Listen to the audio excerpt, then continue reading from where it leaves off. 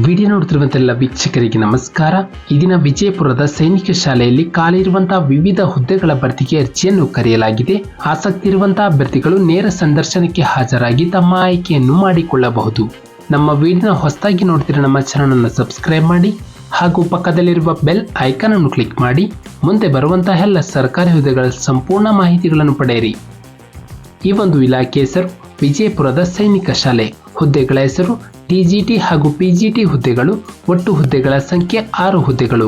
ಅರ್ಜಿಯನ್ನು ಸಲ್ಲಿಸುವ ವಿಧಾನ: ಅಭ್ಯರ್ಥಿಗಳು ನೇರ ಸಂದರ್ಶನಕ್ಕೆ ಹಾಜರಾಗಿ ಅರ್ಜಿಯನ್ನು ಸಲ್ಲಿಸಬೇಕು.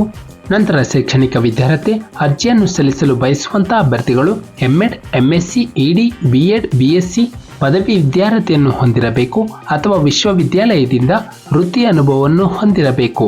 ಅಂತಹ ಅಭ್ಯರ್ಥಿಗಳಿಗೆ ಮೊದಲ ಆದ್ಯತೆಯನ್ನು ನೀಡಲಾಗುತ್ತದೆ. ನಂತರ ವಯಸ್ಸಿನ ಮಿತಿ: ಅಭ್ಯರ್ಥಿ ಕನಿಷ್ಠ 21 ವರ್ಷ ಪೂರೈಸಿರಬೇಕು, ಗರಿಷ್ಠ 40 ವರ್ಷ ಮೀರಿರಬಾರದು.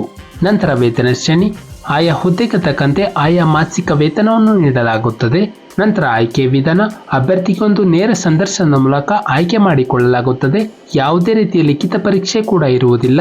ಅರ್ಹ ಮತ್ತು ಆಸಕ್ತ ಅಭ್ಯರ್ಥಿಗಳು ದಿನಾಂಕ 15 ಮೇ 2024ರಂದು ನಡೆಯುವಂತಹ ನೇರ ಸಂದರ್ಶನದಲ್ಲಿ ಅಗತ್ಯ ಇರುವಂತಹ ದಾಖಲೆಗಳನ್ನು ತೆಗೆದುಕೊಂಡು ಭಾಗವಹಿಸಿ ಆ ಮೂಲಕ ಹುದ್ದೆಗಳಿಗೆ ಆಯ್ಕೆಯನ್ನು ಮಾಡಿಕೊಳ್ಳಬಹುದು.